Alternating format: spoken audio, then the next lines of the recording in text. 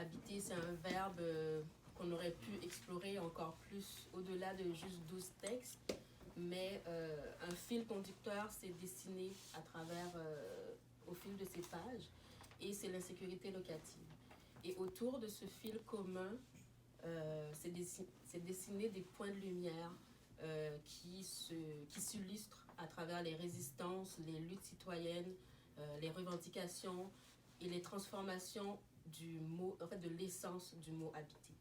Et donc oui, je m'appelle Rose, juste Rose, pas Rose Karine, et j'ai été la coordinatrice donc de l'agenda 2023. Je ressens une grande fierté en fait d'avoir dirigé cet agenda, d'avoir dirigé toutes ces plumes et ces femmes. Et c'est drôle parce que Stéphanie a partagé récemment sur la page Facebook de la maison d'édition. Elle disait qu'elle espérait que cette discussion réduit le sentiment d'impuissance politique que l'on vit en ce moment. Et quand j'ai commencé à coordonner l'agenda, je ressentais ce sentiment et je le ressens encore aujourd'hui. Mais en lisant ces textes et en lisant les perspectives de ces différentes femmes, oui, ce sentiment a grandement diminué, donc je les remercie grandement pour ça. Je vais dire leur nom. Donc je remercie beaucoup Céline Bello et Jacinthe Rivard, Sylvia Bissonnette, Estelle GB, Fanny Delafrenne, Myriam Descarreaux et Myriam Lapointe-Gagnon, Louise Lafortune, Suzanne Loisel, Jessica Kiano, Jeanne-Marie Rugira, Fatima Gabriela Salazar-Gomez, Céleste Trianon et Stéphanie Roy. Donc, les deux textes qu'elles ont signés dans cet agenda sont du mois respectif de novembre et de décembre, s'intitulent Un drame humain et Tous les chemins ne mèneront plus à Montréal-Nord. Donc, notre plan de la soirée va être en fait qu'elles nous présentent un peu leur lutte respective, les spécificités de leur situation. Et je commencerai en fait par leur demander de nous faire une chronologie des événements dans le cas de Suzanne Loisel et un portrait de la situation dans le cas de vous deux. Donc vous allez, celle qui est la plus inspirée, c'est une question à vous deux. On y va? Ensemble. Pas cacophonique. Ben, d'abord, bonsoir à chacune, à chacun. Merci aux éditions Remue Ménage pour le travail qu'elles font depuis tant d'années. Compte tenu de mon âge, je veux dire, ça fait quelques années que je vois les éditions et entre autres l'agenda. Et la thématique de cette année, ben, je pense que ça tombait dans le mille de la crise autour du logement. Alors, ben, merci à vous. Merci aussi de m'avoir enduré pendant quelques entrevues et d'assurer le suivi rapidement, parce qu'on m'a dit 5 minutes pour la... Et puis les gens qui me connaissent ici savent que je peux être très bavarde. Alors, ne vous gênez pas, madame, de m'interrompre. Et en 5 minutes, vous parlez d'une lutte qui a commencé en fait en janvier dernier. C'est un tour de force, mais je vais essayer de le faire. Essaye. On te fait confiance. D'abord, j'habite la résidence Mont-Carmel, qui est une RPA, une résidence privée pour aînés, qui est sur le boulevard René Lévesque. Cet immeuble a été vendu à la mi-décembre. Première date importante. Deuxième date importante, à la mi-janvier, les 200 locataires de la résidence Mont-Carmel recevaient une lettre du nouveau propriétaire nous disant que la vie est belle et tout va continuer avec les services. On va respecter ce milieu de vie qui semble être fort agréable pour les 200 locataires. Bon, alors ça va, changement de propriétaire. 31 janvier au matin, les 200 locataires, dont la moyenne d'âge, disons qu'elle est plus élevée, hein, on dirait que la moitié avait plus de 75 ans, recevaient un avis d'éviction. Avis d'éviction effectif à la fin juillet. Donc, 6 mois pour ramasser nos pénates ou pour résister. Et on a fait le choix de résister. On s'est dit c'est un droit. d'avoir un milieu de vie agréable. Ça a été le choix des personnes de vivre là avec des services appropriés. Et ça n'a pas pris de temps. Dans les journées, pour ne pas dire les heures qui ont suivi, on s'est dit que ça n'a aucun bon sens. On ne peut pas laisser passer ça. C'est une attaque violente aux droits des personnes aînées de notre société, mais c'est aussi une violence, oui, à beaucoup de niveaux. Il fallait voir la détresse des gens le 31 janvier dans la résidence. Faut s'imaginer des gens qui ont 92, 94 ans, qui pensaient mourir là, d'entrevoir un déménagement, pouvant pas supporter le stress d'être dans une résidence où on envisage une augmentation de 3% avec en prime la coupure de service. Alors, ni un ni deux, nous nous sommes vite retrouvés un comité de 7 personnes. Bon, des gens qui se connaissaient, hein, parce qu'on se côtoie dans la résidence, mais aussi on était des anciens et anciennes camarades de lutte dans différents réseaux syndicaux, de solidarité internationale, de militance féministe, solidarité avec les appauvris de nos sociétés, etc. Et puis, et c'est parti. On s'est dit, ça ne passe pas. Alors, première étape, bon, il y a eu déjà une entrevue à Radio-Canada et rapidement, dans les 2 ou 3 jours qui ont suivi, une lettre ouverte signée par les membres du comité, une lettre ouverte dans le Devoir, annonçant l'événement et l'engagement, on engageait une lutte contre le propriétaire. Dès le lendemain, il y a eu une chronique dans le Devoir d'Aurélie Langteau qui faisait écho à la lettre ouverte. Et écoutez, alors de fil en aiguille, on s'est organisé. D'abord, ce qui est important, c'est de rassembler les gens, de les mettre au courant de la situation. Est-ce qu'on a des recours? Est-ce qu'on peut se défendre? Comment on peut se défendre? Et rapidement, on a pu organiser une assemblée avec les résidents. Nous étions 150 ou 155 personnes au Centre Saint-Pierre, soutenus par Québec solidaire, faut-il le dire, qu'on a la chance dans un comté de Québec solidaire. Je ne fais pas de politique, mais je vous annonce mes couleurs. Et c'est le comté de Manon Massé qui, très rapidement, s'est impliqué dans le dossier, a rendu possible qu'on puisse se rencontrer au Centre Saint-Pierre. On était 150 avec des médias qui couvraient l'événement et en même temps, il y avait une installation technique qui avait été soutenue aussi par Québec solidaire et par le Centre Saint-Pierre pour des personnes à mobilité réduite qui pouvaient suivre ce qui se passait au Centre Saint-Pierre. Écoutez, là, c'est parti là, dans la lutte à différents volets. Un volet socio-communautaire, autrement dit, le soutien aux résidents. Quels sont nos droits? Quels sont nos recours? Et systématiquement, des communiqués, les convoquer en réunion. Un volet médiatique.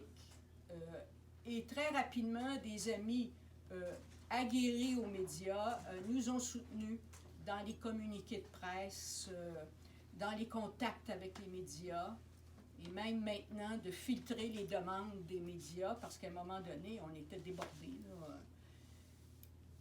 L'aspect juridique de la lutte, et c'est actuellement, oui, on est là-dedans jusque-là. 2 dimensions. Est-ce que j'ai encore le temps? Une phrase? Non, une phrase et demie. Non. 2 Il reste phrases. encore une minute. Alors, le volet de notre défense, on avait 1 mois pour déposer un avis d'opposition au tribunal administratif du logement, ce qu'on appelle communément le TAP. On a 1 mois pour faire ça. On a eu de la chance, c'était le mois de février, qui a 28 jours au lieu de 31 jours. Il fallait pédaler sérieusement. Et une 50aine de personnes se sont inscrits dans le recours judiciaire au TAL. Et ça, c'est une démarche individuelle. que le comité a soutenu, etc. Les avocats, on a 2 excellents avocats qui très rapidement se sont mis dans le dossier.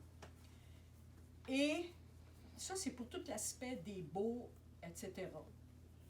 Mais rapidement, on a été conseillé et on a fait le choix d'aller à la Cour supérieure du Québec. Parce que l'enjeu, c'est pas juste le bail et l'augmentation de loyer, c'est la reconnaissance de la certification de la RPA. Et notre os à ronger, c'est l'acte notarié de vente dont la clause 7 stipule que le propriétaire s'engage à maintenir la RPA.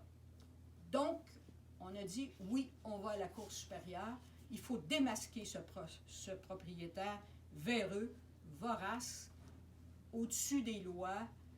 Et là, je pourrais en parler dans la deuxième partie. Si on me donne une deuxième partie. Mais avant que je te cède la parole, Fatima, j'ai oublié de les présenter en fait tout à l'heure et vous allez voir pourquoi on les a choisis et tout ce qu'elles font en fait comme implication. Donc je vais quand même prendre un petit 30 secondes pour les présenter.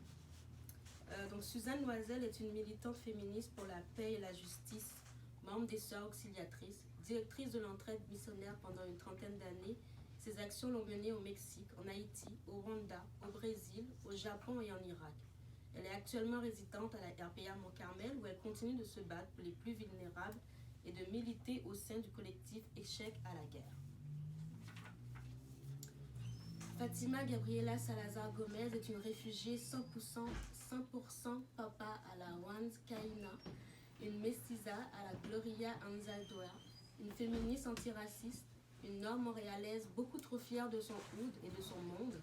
Lorsqu'elle ne milite pas, elle travaille à Woodstock comme chargée de projet et elle est actuellement présidente du comité logement à Montréal-Nord. Donc là, je te cède la parole pour que tu nous parles de la situation justement à Montréal-Nord. Ben oui, ben, comme vous savez, Montréal-Nord, c'est un quartier assez mal aimé qui a longtemps qui bénéficie, j'ai envie de dire bénéficie parce que ça a certains avantages à certains moments, d'une mauvaise réputation, que ce soit au niveau du transport commun, que ce soit au niveau de la question de la sécurité, que ce soit au niveau justement de divertissement autour de notre quartier. Puis ça a un peu joué pour moi et pour plein d'autres personnes. Puis là, j'ai envie de faire un petit inside au fameux livre qui a aussi de l'édition Remis Ménage de Caroline Dawson, qui nous rappelle dans son livre que le premier lieu après avoir quitté le YMCA, elle est allée s'héberger à Montréal-Nord. Fait comme plusieurs réfugiés, Montréal-Nord est un lieu de passage pour plusieurs personnes. Pourquoi? Parce qu'on arrive à y trouver on arrivait encore il y a quelques années à trouver des logements abordables. On arrivait aussi à ce qu'il y ait des propriétaires qui acceptent de louer des logements aussi à des mères monoparentales, qui acceptent de louer des logements à des personnes à statut précaire, donc des gens aussi qui bénéficient de l'aide sociale. Et bien sûr, c'est des logements je pense, toute cette image médiatique, toute cette mauvaise réputation qui baigne, était vraiment pas cher par rapport à des logements qui étaient dans d'autres quartiers beaucoup plus centraux. Ça nous a longtemps protégés. Cependant, on voit de plus en plus que la classe moyenne peine à se loger dans les quartiers centraux. On voit une gentrification qui s'opère ou qui s'est opérée au cours des dernières années dans Villeray, que ce soit aussi dans Huntsic, que ce soit dans Parc Extension. Puis Parc Extension, c'est vraiment un peu nos cousins éloignés de Montréal-Nord parce que c'est vraiment des gens qui, pour moi, sont des gens qui vont... En fait, Montréal-Nord va vivre éventuellement ce que Parc Extension a vécu, donc une gentrification massive, une arrivée de gens avec des salaires très, très hauts. Puis bien sûr, le capitaliste a tout le temps intérêt à bénéficier de ce genre de mouvement de gentrification-là. Et donc, les propriétaires ont commencé à faire des hausses abusives. Puis au comité logement, cette année en particulier, on n'a jamais autant remarqué. On sait 80% de nos demandeurs qui se sont retrouvés au comité logement qui font face à des hausses abusives. Puis quand on parle de hausses abusives, on ne parle pas des hausses de 50$, on parle des hausses de 200$, on parle des hausses de 300$. Parce que c'est des gens qui veulent venir équivaloir, puis qui savent aussi que les familles de classe moyenne qui ne pourront plus se loger dans les quartiers centraux vont finir par prendre d'attaque aussi les quartiers en périphérie. Fait que là, on pense à tout ce qui est Hochelaga Maisonneuve. On pense à Saint-Henri, à Verdun qui a été gentrifié dernièrement. On pense par exemple à Saint-Léonard. Et bien sûr, Montréal-Nord qui possède une belle rive va faire partie de ces points culminants. Puis moi, l'inquiétude que j'ai essayé d'émêler dans mon article, c'est vraiment la place que ça a pour les réfugiés, pour les personnes qui arrivent justement en ville à Montréal, qui peuvent pas se payer un 4,5 à 1 200 $ parce que l'aide sociale qu'ils reçoivent est d'une valeur de 1 200 $. Fait que ça fait aussi que ces gens-là vivent énormément de problèmes liés à la santé mentale, puisqu'ils vivent de l'insécurité alimentaire. Puis, quand je dis que ça arrive, c'est qu'à Montréal-Nord, en ce moment, on a des logements, on a des 4,5 à 1 200 $, puis on a des énormes disparités. Moi, qui vis toujours à Montréal-Nord, je vis dans un 5,5 à 850 $. Je trouve ça vraiment aberrant quand j'entends des nouveaux arrivants me dire qu'ils vivent dans un logement insalubre, auquel ils n'ont pas accès à la clé de leur logement, ou est-ce que leur fenêtre est brisée, payer 1 200 $.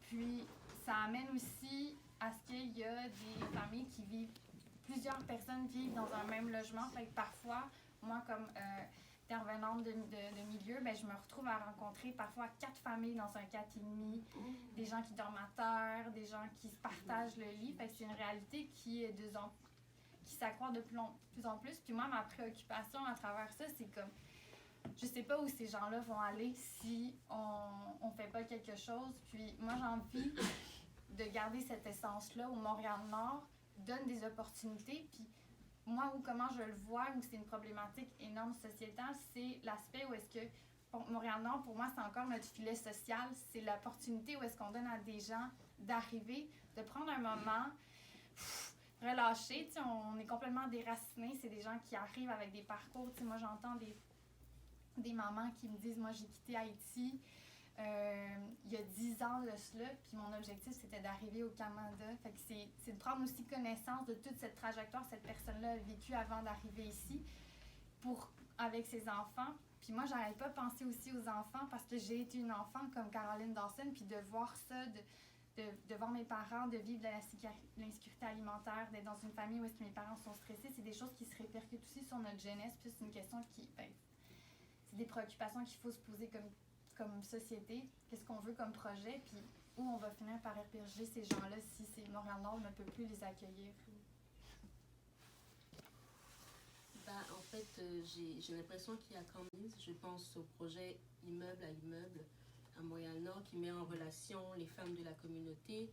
Je pense au comité qui s'est formé spontanément à la RPA Mont-Carmel. Comment ces comités de soutien en fait s'organisent et quel est leur impact sur la communauté, surtout au niveau de la santé mentale, je dirais. Est-ce que je peux commencer? Moi, on y va. Bien, immeuble à immeuble, pour les gens qui ne savent pas, nous, c'est immeuble à immeuble 2, là, ça s'appelle Super Voisine parce qu'il y a 2 volets à immeuble. Le premier volet à immeuble, c'était vraiment, nous, on s'intéressait à savoir qu'est-ce que les personnes qui vivent dans des logements à Montréal-Nord, c'est quoi les problématiques qu'ils vivent. Parce qu'il faut savoir qu'à Montréal-Nord, historiquement, c'est une ancienne banlieue. Fait qu'on a des gens très nantis, puis on a des gens pas du tout nantis qui sont dans des situations de pauvreté. Puis c'est souvent ces gens-là qui vivent dans les immeubles. C'est souvent des gens à des statuts précaires qui vivent dans les immeubles. Puis on a réalisé à travers la première partie de notre projet qu'il y avait beaucoup de gens qui vivaient dans des logements insalubres, mais qu'il y avait aussi une énorme méconnaissance des services communautaires, autant institutionnels qu'on parle de qu'est-ce que le CIUS, qu'est-ce que la municipalité, qu'est-ce que la communauté logement. Fait que les gens n'ont aucune connaissance des services qui s'offrent autour d'eux. Fait que nous, ce qu'on a décidé avec Immeuble à Immeuble Super Voisine, c'est de faire du référencement. Puis à Outstock, on a vraiment cette valeur fondamentale qu'il n'y a personne d'autre qui sait mieux comment répondre aux problématiques que les Nord-Montréalais. Puis les Nord-Montréalais ont des solutions. Puis on est aussi dans une optique où est-ce qu'on veut faire de l'employabilité au sein de notre quartier pour valoriser puis permettre à ces femmes-là, comme on l'a vu pendant la crise sanitaire, pendant la pandémie, qui travaillent, ont des mauvaises conditions de travail. On veut aussi leur permettre de rester dans leur quartier, leur offrir des conditions de travail qui sont dignes, humaines. Puis c'est exactement ça, on a employé par le fait, le plus grand des... le recrutement s'est donné ainsi, mais j'ai la chance de travailler avec 4 femmes haïtiennes de générations complètement différentes. Là. J'ai des mamans de 45 ans, comme j'ai des personnes âgées de 65 ans qui sont grands-mamans. Et puis, on fait du porte-à-porte au sein de Montréal-Nord, notamment dans la partie nord-est de Montréal-Nord. C'est vraiment le lieu où est-ce que il y a la plus grosse concentration d'immeubles à Montréal-Nord. Puis, c'est exactement ça. Nous, avec le fait que ce soit des femmes haïtiennes, on a une énorme proximité. On a beaucoup de nouveaux réfugiés ces temps-ci. Tout le monde parle des Ukrainiens, mais on a des énormes vagues de personnes haïtiennes qui arrivent à Montréal. On n'en parle vraiment pas assez souvent. Moi, je pense que c'est dû au racisme systémique, évidemment. Puis, on arrive justement à créer un lien de confiance hyper rapidement grâce à ces femmes-là qui parlent le créole. On arrive à faire la traduction. On crée des ateliers de sensibilisation, on essaie de donner des droits, mais encore là, je trouve que souvent on n'évoque pas la difficulté que c'est de vivre encore dans la précarité puis dans un statut précaire, c'est que parfois ça fait peur d'exiger ses droits. Fait que nous, on essaie de mettre aussi ces gens-là en confiance, on essaie de leur faire comprendre que non, on ne peut pas laisser passer ça parce que ça crée un précédent puis ça continue à faire de l'abus pour d'autres personnes. Puis on travaille beaucoup avec des mamans monoparentales, on travaille beaucoup avec des familles nombreuses. Ce que je trouve beau, et c'est exactement ça, c'est que finalement, on crée de l'empowerment parce que moi, je dis à ces femmes-là, tout on sait comment gérer ce problème-là, on n'a pas besoin d'autres personnes, on a des ressources. Ici, à Montréal-Nord, il faut juste savoir elles sont, puis il faut savoir les utiliser, mais pour ça, il faut créer un lien de confiance. Puis c'est ça qu'on essaie de faire justement avec Immeuble à Immeuble, vraiment créer un pont, puis on fait de l'accompagnement aussi parce que ça, je dis, c'est souvent facile de dire, appelez le comité logement, il va vous rappeler, il va avoir la solution à tout, mais c'est très intimidant. Puis c'est aussi très stigmatisant de dire, écoutez, moi je vis dans un logement où est-ce qu'il y a des coquerelles. Moi je vis dans un logement où j'ai pas la clé de mon logement. Je peux pas barrer ma porte. Moi je vis dans un logement où ma fenêtre est brisée. C'est gênant quand tu sais que tout ce que tu as vécu, tu n'as pas envie de paraître de ça. Il y a comme un aspect aussi de fierté, de dignité à laquelle on essaye de garder quand déjà on est à bout de souffle. Pour ta part, Suzanne. Il y a tellement de choses à dire. Les différents aspects de la lutte, je l'ai déjà évoqué dans la première partie. Bon, avec le volet juridique, le volet social, le volet médiatique. Mais ton intervention me fait parler de quelque chose que je ne pensais pas parler, mais que ça fait partie de notre lutte actuellement. Il faut savoir que quand la maison a été prise en charge par le nouveau propriétaire, il a confié la gestion à une firme. En passant, c'est tous des trucs à numéros, hein, je veux dire, Mont-Carmel, ESCS, etc. Bon, alors, cette firme-là avait comme mandat clair de nous mener à la fin de la certification, avec ce que ça signifie. Donc, des pressions sur les gens pour quitter et des gens aussi qui n'avaient pas la capacité psychologique ou la sécurité ou incapables de vivre le stress de la situation. Arrivé au 31 juillet, le contrat de la firme, la première firme qui a géré le truc, est arrivé une autre firme contrôlée par notre propriétaire Zabriev, pour ne pas le nommer. Et avec l'arrivée de la nouvelle firme, est arrivée une vague de migrants dans l'immeuble.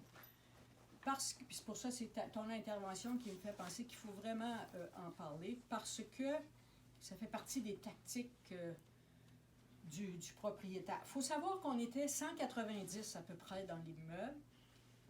Disons que la moitié, mettons 90-92 personnes sont parties avec les meilleures raisons du monde. 92 personnes ou 94 ont décidé de rester avec les meilleures raisons du monde. Et parmi ces 92 ou 94, il y en a une soixantaine inscrites dans le recours judiciaire, et au TAD et à la Cour supérieure. Donc, 2 démarches juridiques distinctes.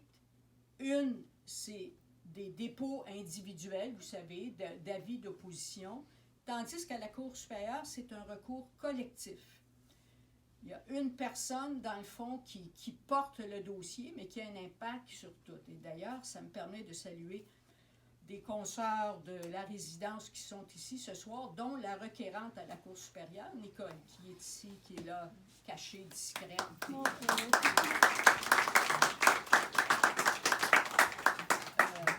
Je salue aussi Marie-Paul. Marie-Paul qui est du comité, Marie-France qui est du comité. Alors, elles vont pouvoir me corriger aussi. Je suis contente, ça me donne de la sécurité.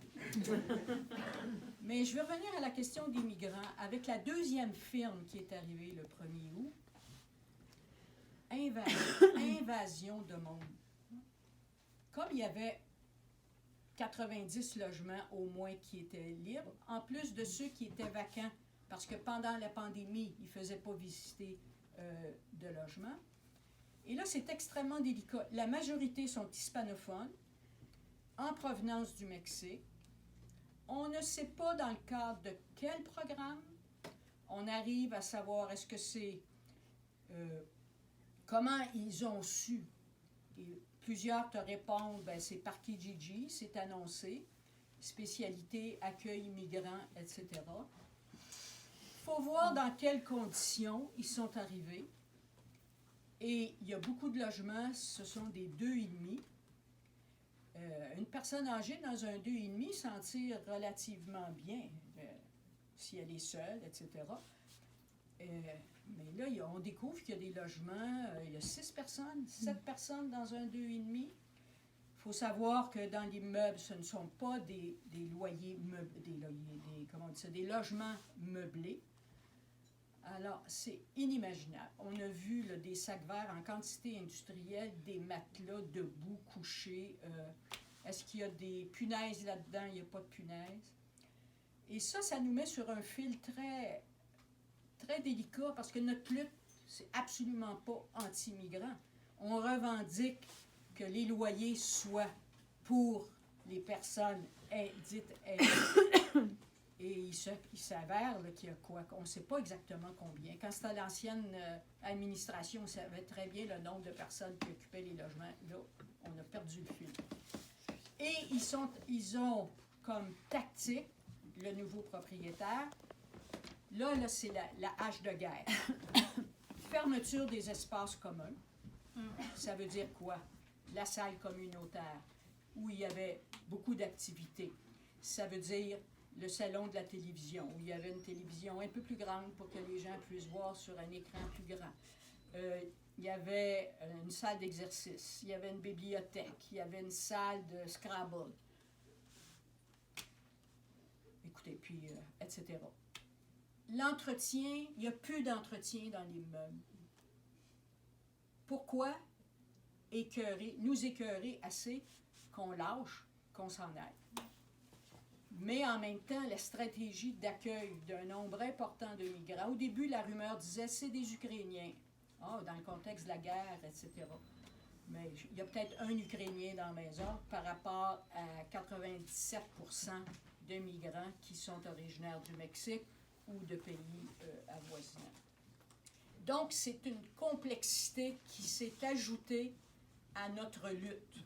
Alors, notre lutte sur le volet juridique pour la reconnaissance de la certification de la RPA, qui est le respect de la clause de vente. Et ça, c'est une lutte non pas seulement pour notre résidence, mais c'est une lutte pour l'ensemble des RPA du Québec pour qu'il y ait un changement de législation qui protège ces milieux de vie pour personnes aînées. Et ça, la CAQ a été d'une faiblesse totale. Il faut savoir que la RPA, c'est un processus étatique. Ça relève de l'État. Ce n'est pas le propriétaire qui dit « moi, je suis une RPA ». Ils sont soumis et c'est un processus qui est contrôlé par le CIUS. Mais je ne vous parlerai pas du CIUS parce que ma pression va monter. Mais la certification, un processus complexe, mais ça se défait comme un nœud coulant. Le nouveau propriétaire arrive et dit non, c'est fini. Alors, c'est fini. Alors, donc, notre lutte, à la fois, c'est de se dire la protection des milieux de vie des aînés au Québec, qui est une législation qui protège ces milieux-là. Non pas seulement la RPA. Et là, on apprend qu'il y a 200 et plus RPA qui sont fermés depuis les 18 ou 24 derniers mois. Donc, Évidemment, quelques-unes à Montréal-Nord en plus aussi. On n'est pas simplement touché sur des enjeux de problématiques. Et vous avez la chance d'avoir notre propriétaire dans ce milieu qui a acheté en novembre 3 tours RPA Montréal. à Montréal-Nord. Et puis, il en a gardé une RPA, mais il a converti les deux autres en immeubles locatifs. Alors, c'est une lutte complexe, hein, parce qu'à la fois, c'est comment accompagner les personnes dans le recours judiciaire, qu'on ne lâche pas, puis c'est une course de longue haleine, parce que les processus judiciaires, là, ça ne se règle pas dans une semaine. Alors, notre dossier est toujours au table, il est comme gelé, et notre recours à la Cour supérieure, il y a déjà eu 2 audiences à la Cour supérieure, on a gagné les 2 premières manches, mais pas sur l'enjeu du litige. C'est une question préalable imposée, dans le fond, par le propriétaire qui refuse que la Cour supérieure ait le tribunal approprié pour nous défendre pour la certification de la RPA et nous défendre sur le contrat de vente qui n'a pas été respecté. Ceci se fait dans un processus solidaire. Et c'est extraordinaire la solidarité dont on bénéficie. Ça se dit pas dont, mon français n'est pas très bon. Qu'on a créé. Ouais, merci. Qu'on a créé, voilà. On a créé cette solidarité. Mais quand je parle de solidarité, bon, c'est la solidarité de personnes qui veulent s'offrir pour nous aider, nous appuyer.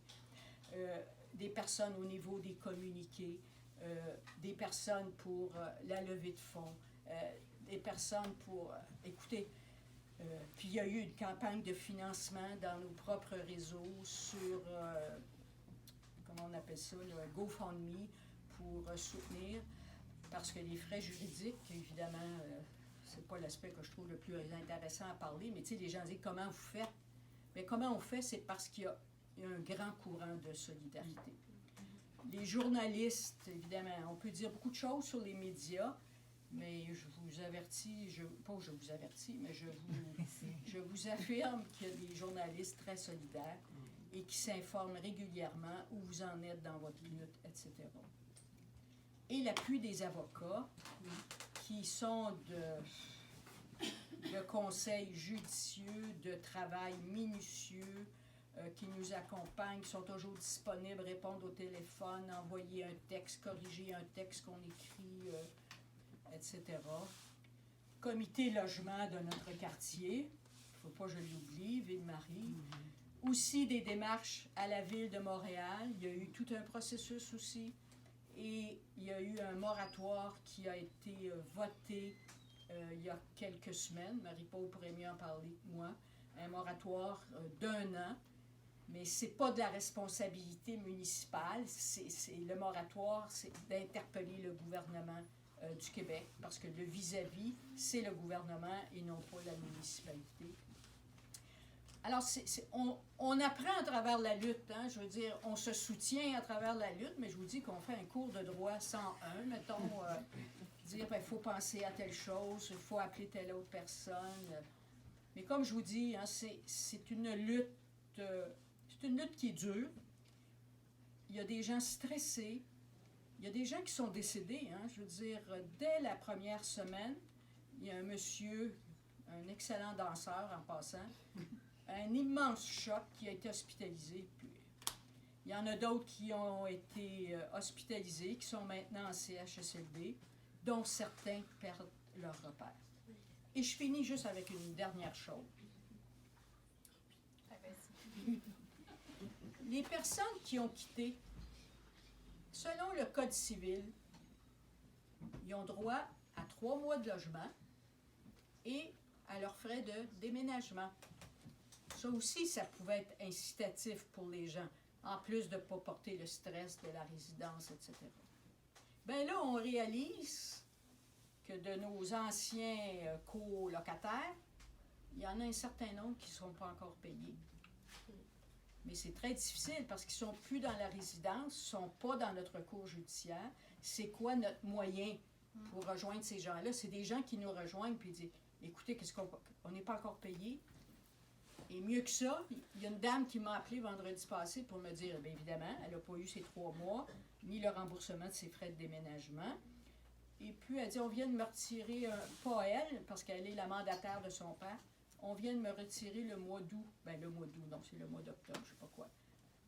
Bon, c'est une erreur, mais ça y a pris combien de temps à rejoindre le propriétaire qu'elle n'a pas rejoint? Et qu'est-ce qui va arriver? Ça va être quoi nos moyens? On va mettre ça dans les mains des avocats. Fait à la fois, il y a une lutte collective, puis il y a des individus qui sont durement touchés, ébranlés par cette situation. Alors, ces propriétaires véreux, voraces, qui va les arrêter? Et moi, je pense que cette lutte-là, oui, un changement de législation, oui, la protection des droits des personnes aînées, oui, démasquer ces propriétaires véreux. Ce propriétaire-là, il y a 1000 logements à Montréal. Et il fait le même cocktail à tous les endroits. Donc, t'es un bandit en liberté, je m'excuse, là. Et ça va être quoi nos recours pour dire un jour, vous êtes condamné, monsieur, pour ce que vous avez fait, et pas seulement économiquement, mais lui, son champ de vision, c'est l'économique. Ouais. Et le juge lui a rappelé à la dernière comparution que oui, l'argent d'un côté, mais il dit, moi j'ai des humains devant moi. Et c'est une crise humaine et c'est un drame humain. Merci Suzanne. Je t'ai laissé par dernière question, mais j'aimerais t'entendre juste pour conclure, parce que tu m'as dit il y a quelques mois que tu avais l'impression que vous ne faisiez plus partie du scénario. Est-ce qu'en ce moment, cette phrase est encore vraie? Quand j'ai dit ça, il faut savoir que l'entrevue a été faite en avril. Alors, dans l'article qui est dans l'agenda, ce que je viens de vous raconter, là, c'est des derniers développements qui ne se trouvent pas dans le texte. Je pense que l'enjeu humain est le même, mais toutes les facettes que ça a pris, là, vous ne retrouverez pas tout ce que je viens de vous dire. Alors, la question, quand j'ai dit ça, le scénario, c'était de dire, quand tu reçois un avis d'éviction, tu te sens éjecté. Éjecté de la société, éjecté de ton habitat, éjecté de ton milieu de vie, de tes réseaux, etc. Aujourd'hui, je dirais plus ça, parce que j'ai l'impression qu'on est des acteurs et des actrices dans le scénario. Et que... qu'est-ce qui arrivera, je ne sais pas, mais j'ai confiance, moi j'ai de l'espoir qu'on va gagner, parce que la résistance est là, parce que les gens ont encore la capacité de lutter, parce qu'on a un outil juridique qui nous donne la possibilité. Les gens disent, vous êtes embarqués là-dedans, pensez-vous gagner? Écoutez, quand on signe quelque chose, on respecte. Vous avez signé que vous maintenez ça, c'est écrit, vous l'avez co-signé avec l'ancien propriétaire, on se bat là-dessus.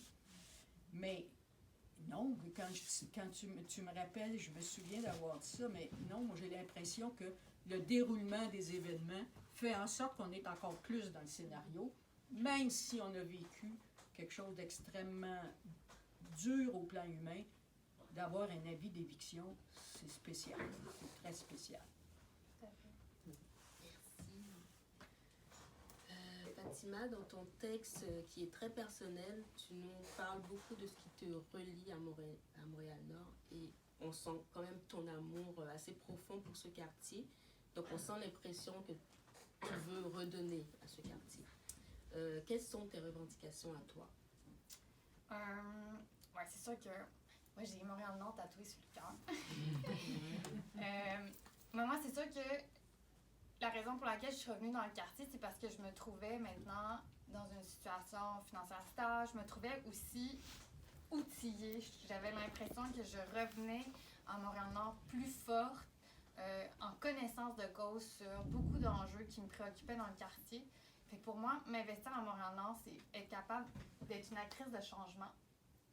Puis m'impliquer dans le comité logement à Montréal-Nord, c'est exactement pour moi des outils, d'utiliser des systèmes pour finalement peut-être outiller précédemment ma mère et aider la mère de Caroline Dawson à comprendre tu sais, aider tous ces gens-là qui ne savent pas comment ça fonctionne. Moi, je me trouve privilégiée maintenant aujourd'hui d'avoir pu bénéficier, d'avoir eu accès au système d'éducation. Puis ça, je reviens tout le temps au filet social. Tu sais, je me dis, c'est ça pour lequel je me bats en Montréal-Nord, c'est pour protéger ce filet social-là qui permet, puis protéger aussi ces enfants-là qui n'ont pas conscience, qui vivent dans un quartier défavorisé, qui n'ont pas conscience qu'il y a du danger à côté de chez eux.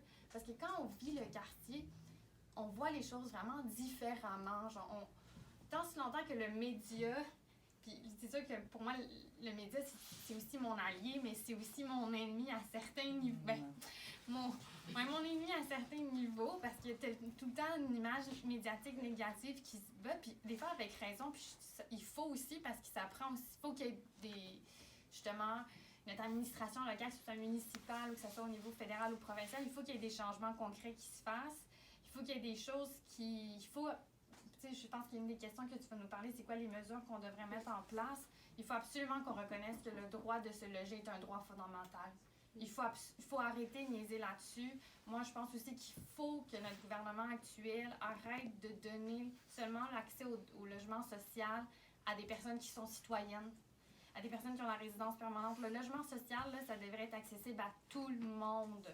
Notamment les gens qui arrivent et qui sont dépendants de l'aide financière, qui ne peuvent pas bénéficier d'un permis de travail avant 5 mois, qui ne peuvent pas bénéficier de plein de choses avant 5-6 mois, dont les procédures sont longues. Fait qu'il faut qu'ils en arrachent.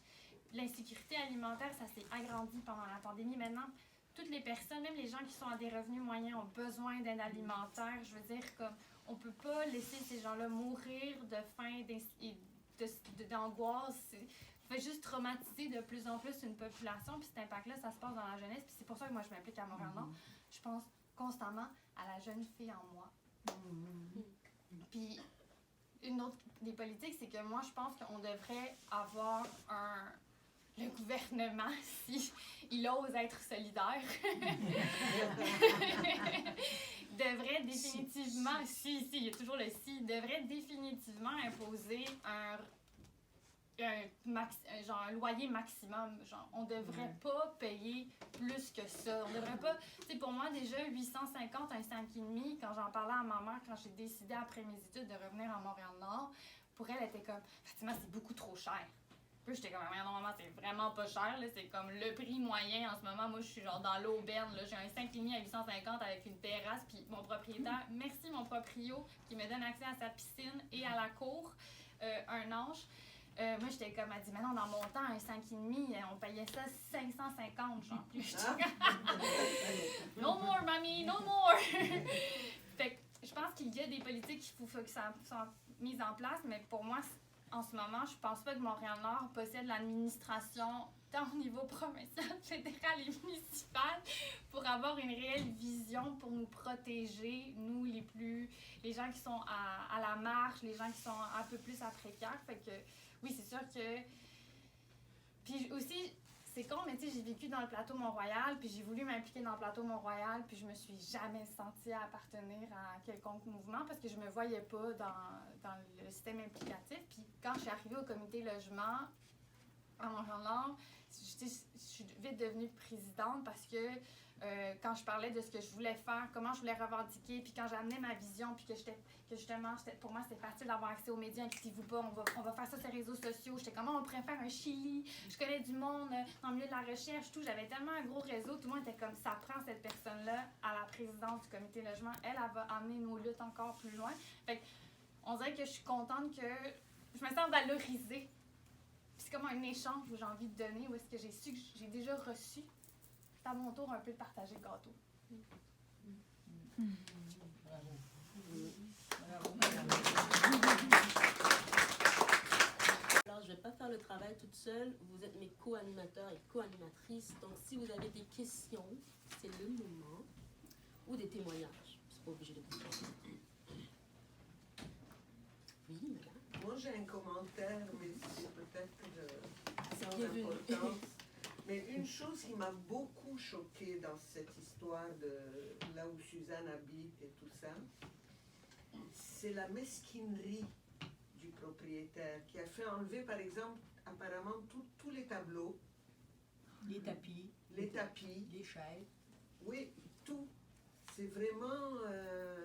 et les chaises aux ascenseurs, il y avait une chaise pour attendre l'ascenseur, ne sont plus là. Mais ces pratiques-là, on les voit aussi dans votre cas, mais vous disiez comment ils vous enlèvent, mais pareil pour les nouveaux arrivants, des fois, par exemple, il va y avoir de l'eau qui va couler, puis le propriétaire va jamais vouloir faire le changement parce qu'il la mesquinerie encore, il attend que la personne soit tannée de vivre dans des conditions d'insalubrité pour qu'elle-même s'en aille, pour que, comme, il n'ait pas à débourser le déménagement, il n'ait pas à débourser les 3 mois de loyer qu'il lui doit parce qu'il ne lui permet pas. Puis ces gens-là sont comme en dépendance de comme, mais on est en crise du logement, où je vais me loger si je reste pas ici, fait qu'ils endurent. Dans la lutte que vous menez au Mont-Carmel, vous pouvez vous accrocher après l'appellation résidence pour personnes âgées, puis dire votre lutte, c'est pour faire protéger cette appellation-là, pour que quand une résidence, un bâtiment et une résidence, qu'il le reste, puis actuellement, ça, c'est pas protégé. Je voudrais savoir, au niveau du logement social, est-ce qu'il y avait moyen de mener une lutte pour que le mot logement social soit protégé aussi? Ou l'est-il déjà? Je ne sais pas trop. Là, la réponse a peut-être été donnée, mais moi, j'en perds des bouts, là, je comprends pas tout. Ça fait que là, je ne sais pas si... Mais moi, j'aimerais ça qu'on élargisse. En fait, je pense pas, en plus, que le logement social est protégé, parce que du moment qu'on reconnaît pas déjà que le fait de se loger est un droit fondamental, ben, ça empêche de reconnaître que le logement social est un droit aussi, que le logement abordable est un droit fondamental, finalement, aujourd'hui. Fait que, moi, mon plus grand souhait, ça serait vraiment que le logement social soit juste ouvert à tout le monde. Parce qu'il y a beaucoup de privilèges quand on est citoyen. Des fois, on l'oublie, là, parce que justement, on a déjà le passeport canadien, fait comme aller, carte d'assurance maladie, tout ça. Mais bénéficier d'un logement social, il faut être citoyen canadien ou résident permanent. Depuis plusieurs années. Là. Tu peux pas être résident permanent depuis 2 ans. C'est vraiment absurde, en tout cas.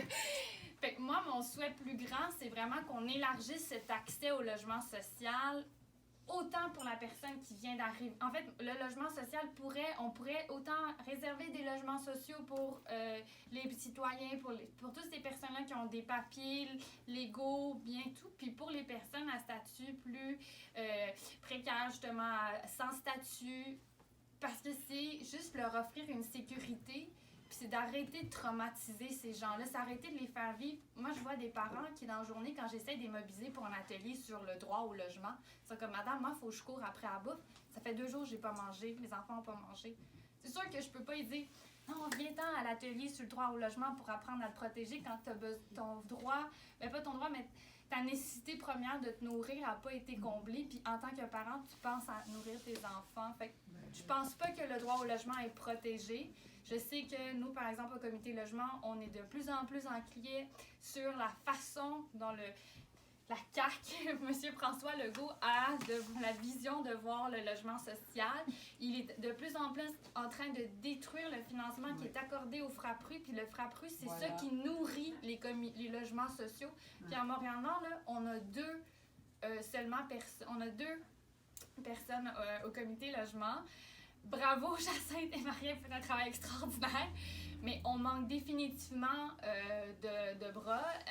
Même à la ville, il n'y a pas assez d'inspecteurs à Montréal-Nord pour reconnaître ce qui se passe. Puis je trouve que la ville, à certains égards, en tout cas, du moins à notre arrondissement, infantilise beaucoup les personnes racisées. Dans le genre, les formations que la ville a offertes dernièrement sur la question du droit au logement, sur la question des inspections de logement, c'est comme si jamais là, vous échappez, votre enfant échappe la crème glacée que vous lui avez donnée, il faut ramasser tout de suite puis il faut le nettoyer, sinon les coquerelles ils vont venir. Excuse là, mais il n'y a personne qui échappe un bol de crème glacée dans la rue puis il y a des coquerelles qui apparaissent par hasard. C'est-à-dire qu'il y a des coquerelles dans l'immeuble de base. Là. Tu vas pas dire à quelqu'un que plus tu nettoies, moins il va y avoir des coquerelles. Fait il y a tout ça qui, pour moi, me frustre dans la façon de traiter particulièrement les personnes racisées dans notre quartier. Fait que moi, mon souhait, François Legault, si comme par hasard ça apparaît sur ton fil d'actualité, ça serait vraiment d'ouvrir l'accès au droit au logement. Puis je pense que c'est quelque chose qu'il faut de plus en plus militer aussi, d'ouvrir cet accès-là, parce que les changements climatiques vont faire qu'on va avoir de plus en plus d'immigrants. Fait qu'il va falloir beaucoup plus se questionner Montréal comme métropole. Puis on est un lieu historiquement où est-ce qu'on reçoit beaucoup d'immigrants, on reçoit beaucoup de personnes réfugiées. Où on va mettre ces gens-là en place? Si on le sait et pertinemment aussi que les banlieues sont pas faits pour recevoir autant de gens. L'étalement urbain n'a pas été pensé ainsi. Juste déjà, Montréal-Nord est un étalement urbain à l'époque où la ville, Montréal, n'était pas aussi ville que ça. Fait il faut réfléchir à ça parce que je sais pas où. Puis c'est surtout aussi qu'en plus, tous les services pour les personnes nouvellement arrivées se trouvent à Montréal. Fait que c'est de plus en plus éloigné. Restreindre l'accès aux services pour lesquels on a longtemps milité, on a mis en place. Je trouve qu'il y a quelque chose où est-ce que c'est complètement, encore une fois, laisser ces personnes-là tout seules. C'est très individualiste. C'est oublier qu'on est une société, qu'on vit de manière collective, puis que c'est l'impact qu'on fait vivre à ces gens-là, bien, ça a un impact sur les enfants que je côtoie, puis ces enfants-là vont peut-être côtoyer mes enfants, puis ça va créer aussi un sentiment de rancune. Ça va avoir, j'en viens au tissu social, mais ça va avoir un impact sur notre tissu social, ça va avoir un impact sur la façon que ces gens-là de se percevoir, autant d'appartenir à notre société que de se revendiquer québécois, québécoises. Bravo. Ça me réveille tout. Début des années 80, j'étais en protection de la jeunesse. Ce que tu apportes, ce que tu apportes des familles, c'est ce qu'ils vivaient. Que ça, j'étais avec les personnes assistées sociales. Et cette violence du système, on le vit au Mont-Carmel, la violence, mais la violence de notre propriétaire est soutenue par la violence du système. Et ça, moi, ce qui me réjouit, c'est qu'on soit ici ce soir, ensemble, puis que je me dis, c'est ça qu'il faut qu'on tienne, là, dans le fond. Tout ce qu'on vit à l'intérieur de Mont-Carmel, c'est... En tout cas, merci. Mais vous êtes un exemple de lutte aussi. Vous nous permettez de dire que l'âge...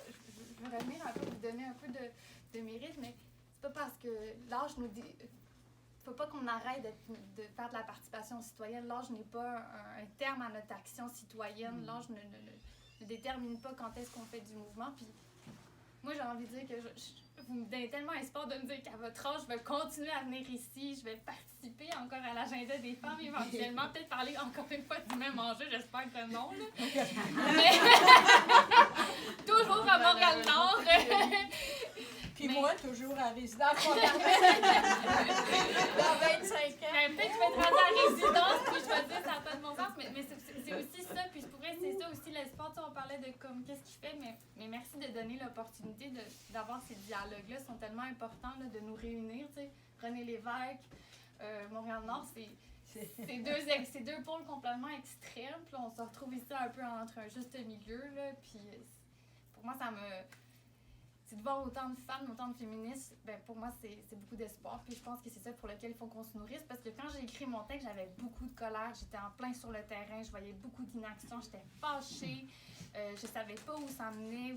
Puis ma peur, c'était exactement ça. C'est que je voyais des parents qui me disaient juste, genre, mon enfant n'a pas mangé. Puis moi, j'étais comme, OK, mais là, moi, je peux plus continuer à vider mon garde-à-manger parce qu'ils sont pas plus riches que tu sais, je peux pas donner tout le temps.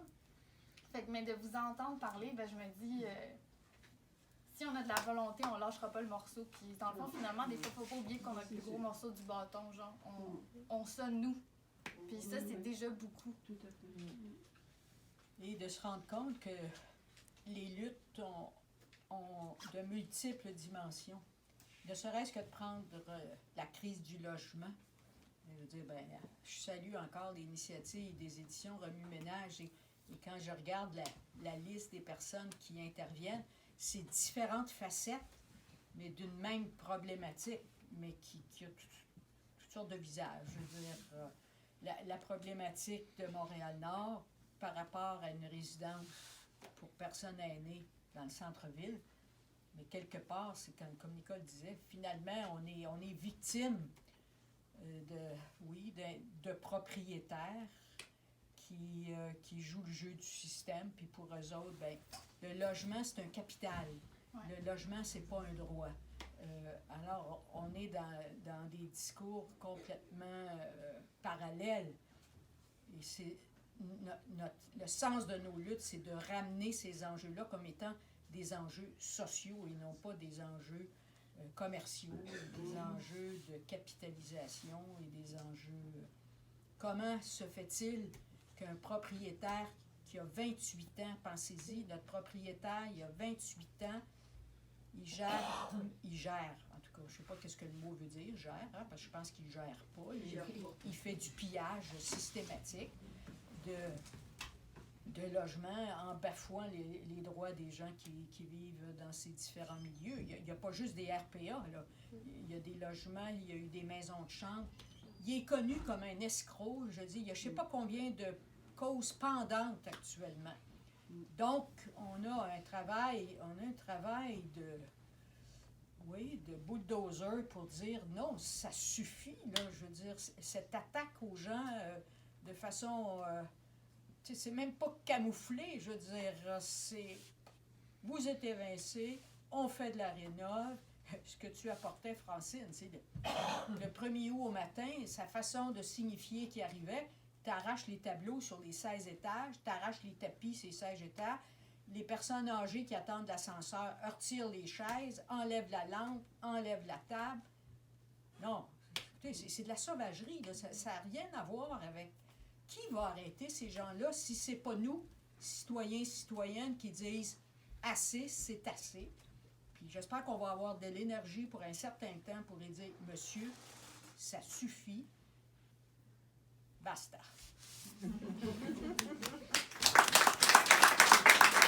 Passer la glace. J'ai oublié de dire, on est sur Facebook, mes amis. Oui, mais là, tu fais la promo, là, ils sont sur Facebook.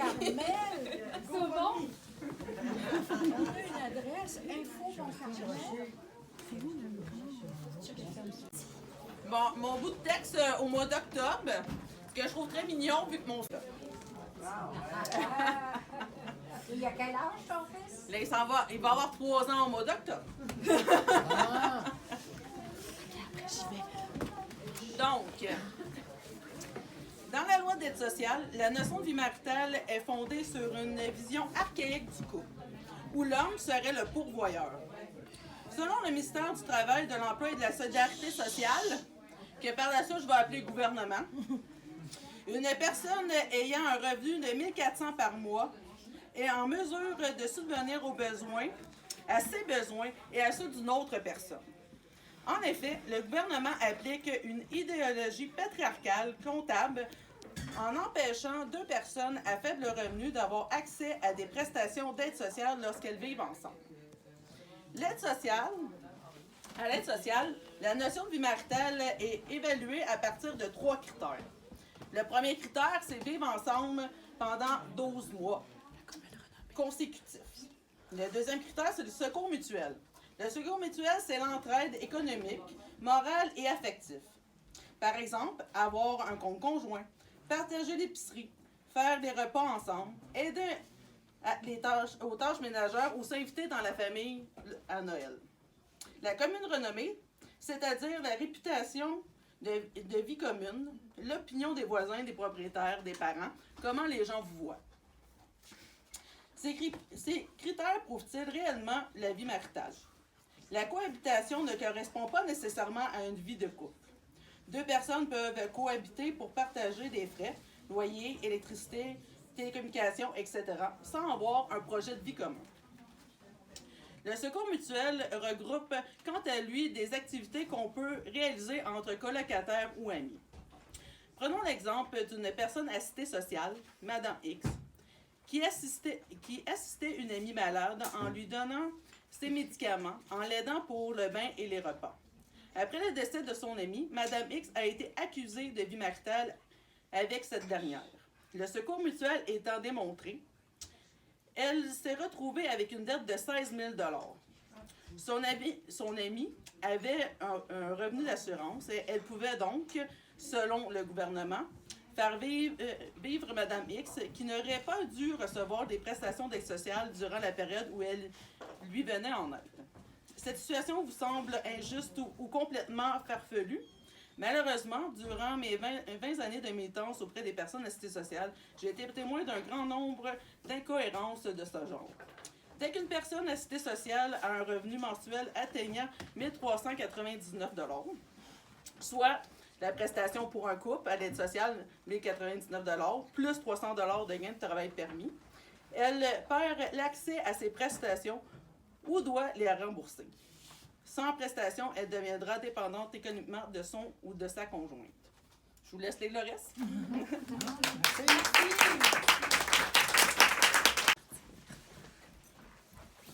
J'ai été malade cette semaine, fait que je suis contagieuse, là, mais je vais quand même me tenir loin. J'ai un petit filet de voix, je m'excuse. Ok, moi j'ai écrit un texte, on m'a demandé d'écrire un texte sur les communautés intentionnelles. Puis j'ai écrit un texte sur comment on vit à la maison chez nous, tout simplement. Et je pense que ça plairait pas vraiment aux agents de l'aide sociale. C'est le mutuel. Fait que c'est le texte du mois de février, puis ça s'appelle « Faire famille hors les murs ». Je sais pas si je l'ai lu au complet. Je vais lire un bout, puis si c'est trop long, vous m'arrêterez. Longtemps, je me suis couchée tard. Jusqu'à l'âge de 36 ans, pour être exact. Depuis toute petite, j'ai toujours été du type oiseau de nuit, pas couché, pas couchable. Cette tendance naturelle s'est montrée plutôt pratique quand, adulte, j'ai voulu trouver ma place dans la queerness. La famille queer, je l'ai d'abord surtout trouvée dans le nightlife. Les événements lesbo-queer, les soirées dansantes, les gender blenders et autres fêtes dans les appartements collectifs. Le jour de mes 36 ans, ça a changé. Comme cadeau d'anniversaire, j'ai mis au monde un petit humain tout neuf, qui est né aussi en octobre. D'un coup, mon accès à la vie nocturne a fondu comme peau de chagrin. Malgré mon intention initiale que la maternité ne change rien à mon mode de vie, j'ai vite constaté qu'un bébé, ça a son rythme propre qu'il faut apprendre à écouter. Avec ce nourrisson bien attaché à moi par une solide tresse de lait, d'hormones et d'amour, le centre gravitationnel de ma vie s'est rapidement déplacé. Moi qui étais toujours à papillonner entre 1000 endroits, l'envie de ne rien manquer en bandoulière, je me suis du jour au lendemain retrouvée à passer le plus clair de mon temps à la maison. Quand je suis tombée accidentellement enceinte, je n'ai pas hésité longtemps avant de prendre mon rendez-vous à la clinique d'avortement. Dans mon imaginaire, le chemin était tout tracé. J'allais accoucher, m'enfermer dans la bulle de la parentalité, devoir acheter une maison en banlieue. Ce qui me terrorisait surtout, c'était l'isolement. Je me voyais comme une dé du 21e siècle, la protagoniste du roman éponyme de Michael Delille, une femme dont la maison pavillonnaire qui devait la faire accéder au confort se transforme en prison, dans laquelle elle sombre dans la folie, seule et détachée du monde. Pour moi, faire famille, ça signifie faire partie d'une toile richement brodée et tisser série de liens affectifs, matériels, quotidiens. Et paradoxalement, la perception que j'avais du mode de vie qui me semblait inéluctable en m'enfantant représentait très exactement le contraire de se faire famille. Ma résistance à la maternité s'est dissipée quand mon rapport à la maison a changé. J'ai fini par annuler mon rendez-vous à la clinique d'avortement. J'ai fait le pari qu'il était possible d'amener mon enfant dans ma vaste et complexe famille choisie, plutôt que d'envisager sa naissance comme l'événement fondateur d'une nouvelle famille nucléaire. Pour ça, il fallait que nous puissions faire maison au cœur de ce confluent familial. On a réfléchi à un modèle en plusieurs cercles qu'on expérimente à tâtons. Le premier cercle de la maison, l'intramuros, c'est celui de l'appartement. On y vit à 6, 4 adultes, un bébé et un chien. Une petite commune où l'on vit collectivement et où on partage presque tout. L'enfant a ses 2 parents principaux, sa tante, une tante-oncle, qui a aussi une partenaire qui vit avec nous à mi-temps. Le deuxième cercle concentrique, c'est la colocation élargie. On a décidé de former une commune océanique, en référence à Jackie Wang, avec les amis qui vivent à quelques coins de rue. On communise le loyer des 2 logements, ce qui nous permet de garder une chambre libre dans l'un et l'autre des appartements. Celles-ci servent de soupape si on a besoin de changer d'air, si l'un des colocs a besoin d'une pause des cris d'enfant, ou si le bébé a besoin d'une pièce tranquille pour dormir quand la soirée s'enflamme dans l'autre appartement. Le plus souvent, elle sert à accueillir des invités de passage ou une grand-mère venue visiter son petit enfant. Et dans ce deuxième cercle, il y a aussi mon épouse, qui habite tout près. Et elle passe à la maison comme si c'était chez elle et vice-versa. On se visite à l'improviste, on entre sans frapper, on se sert dans le frigo sans demander. Notre mariage s'inscrit pour moi dans la foulée de cette démarche du faire famille. Nous ne sommes pas dans une relation romantique, pourtant l'idée d'un engagement de vie commune célébré publiquement par une cérémonie prend pour nous tout son sens. Pourquoi nos amitiés ne seraient-elles pas les relations structurantes de nos vies plutôt que les relations amoureuses? Et sans parler de la frontière à brouiller entre ces catégories de l'amour et de l'amitié, au chevauchement de laquelle se trouve l'intimité, la longévité des liens, le soutien mutuel, la priorisation de l'une ou l'autre dans nos décisions de vie. Enfin, il y a le troisième cercle, qui rassemble les amis et la famille de sang. Ils se comptent par dizaines et la porte leur est toujours ouverte. On s'invite constamment, on partage des repas, des nuits, des pleurs, des rires, bref, tout ce qu'on partage dans les amitiés, tout en portant une attention particulière à en élargir certaines frontières, comme celle de l'intimité physique, de la vulnérabilité, du soin, des ressources matérielles, voire des revenus. Et finalement, il y a un quatrième cercle composé de ce que S. Bear Bergman appelle la famille de paillettes, The Glitter Family. Il utilise ce terme pour faire référence à la famille queer élargie, celle qui est composée de gens qui ne se connaissent pas intimement, mais qui se reconnaissent mutuellement dans leurs différences et trouvent moyen de se soutenir et se solidariser. Alors qu'avoir un enfant me semble l'épitome du faire famille, je me sens paradoxalement parfois coupée de ma famille de paillettes, dont la vie nocturne m'est désormais peu accessible. Famille queer, quelle est la place pour les enfants en ton sein? La maison et la famille m'ont étrangement longtemps paru contradictoires. Les murs symbolisaient la frontière entre le privé et le public, et l'enfermement dans la maison signifiait donc être coupé de la famille, cet enchevêtrement de liens qui s'étendent extramuros. Il m'aura fallu dénucléariser la famille pour que la maison que nous habitons en devienne le cœur et l'étoile polaire d'une constellation d'intimes.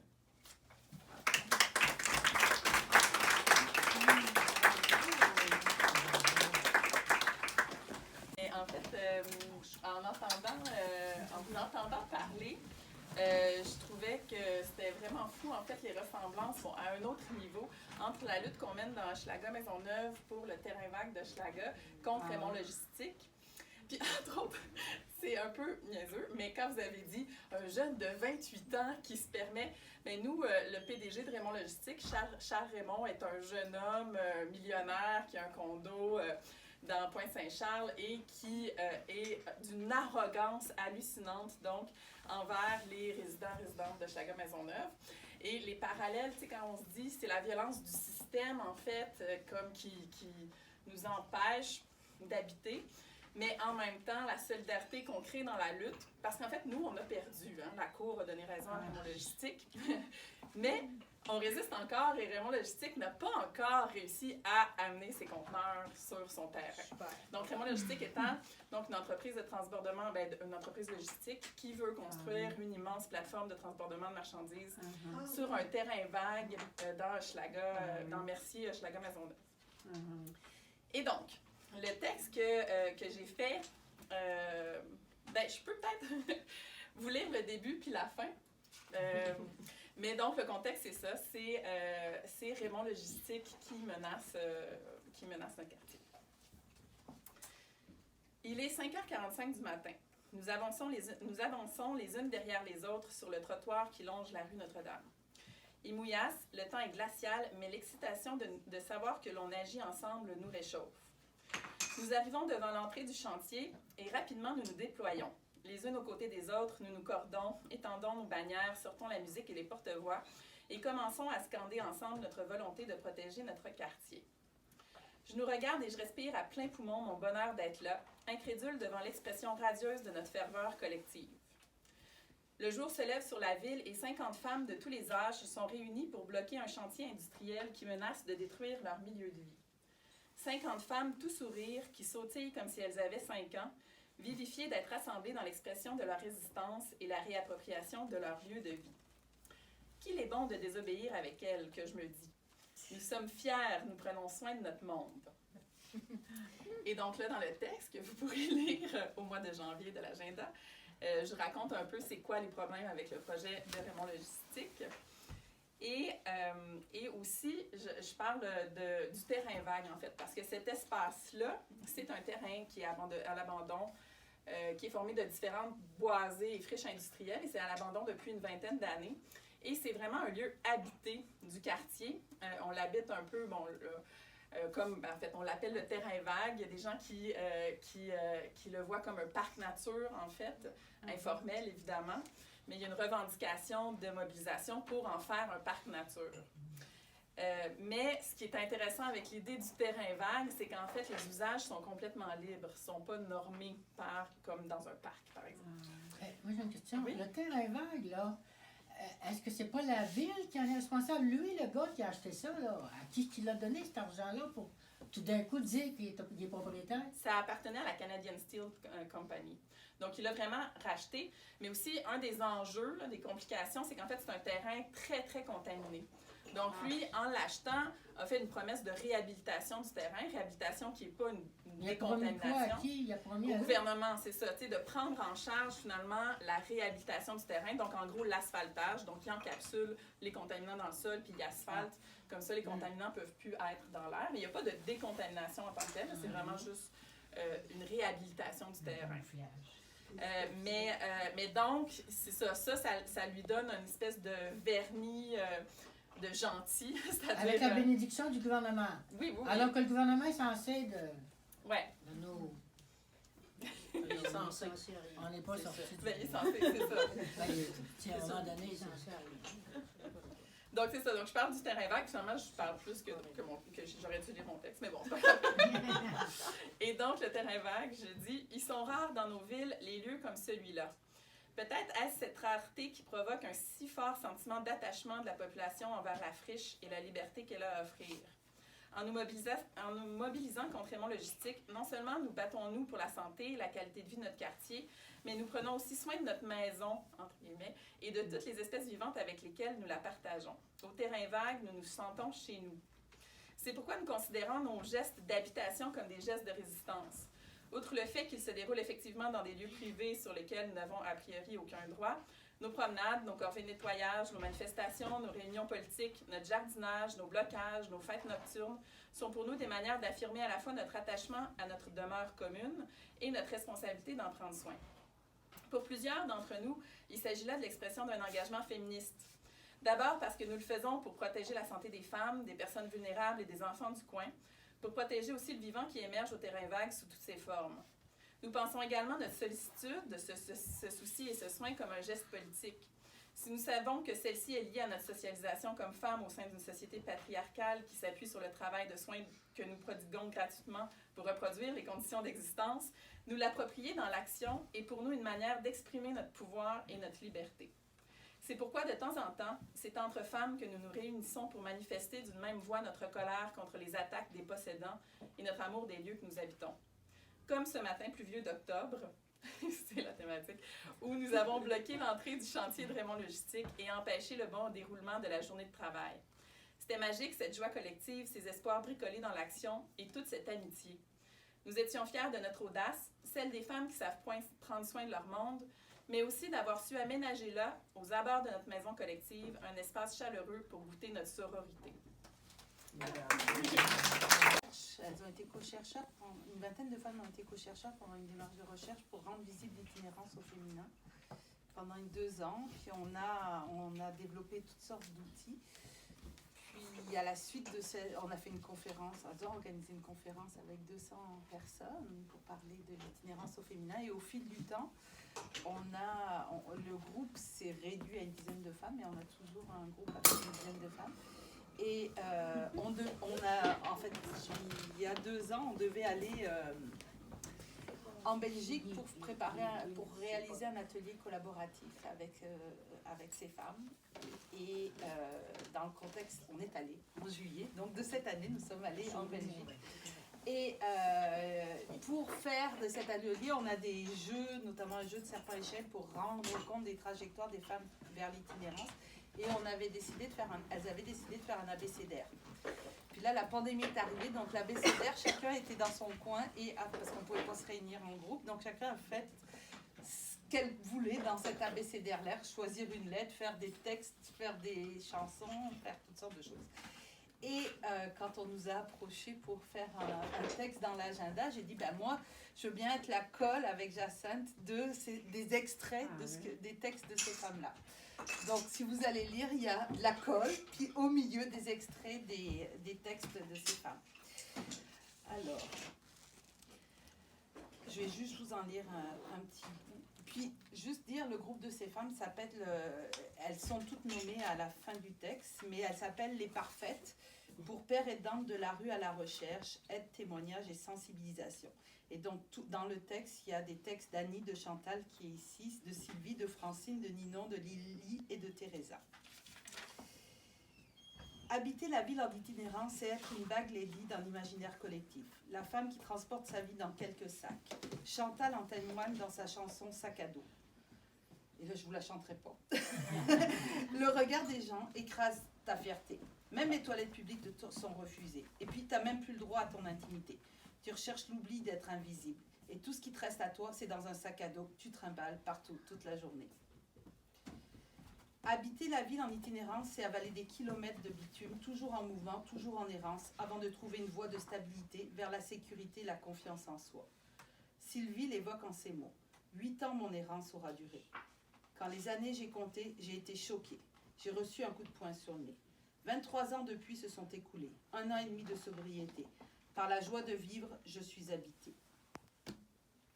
Habiter la ville en itinérance, c'est avoir connu une trajectoire de vie où la violence et les abus sont nombreux, comme en témoigne Teresa. Comme le D de désespoir et de dépression, après avoir subi la violence physique de mon père pendant l'enfance, la danse dans un club, la prostitution qui me permettait une liberté d'horaire et la violence conjugale.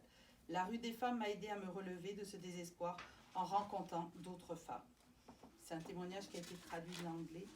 Et peut-être juste pour finir avec les mots d'Annie, utopie. Et s'il n'y avait plus de femmes dans la rue, il n'y en aurait plus. Voilà.